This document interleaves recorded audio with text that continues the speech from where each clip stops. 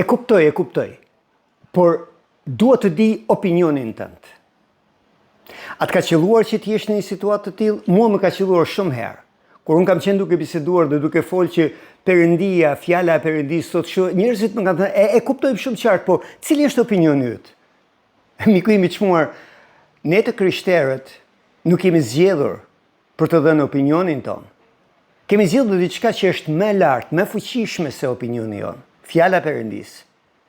Sepse atë që Perëndia e ka thënë në Bibël, opinioni i njeriu nuk mund ta ndryshojë kurrë. Fjala e Zotit thotë, bota do kaloj, por fjala e Perëndisë nuk do të kaloj kurrë.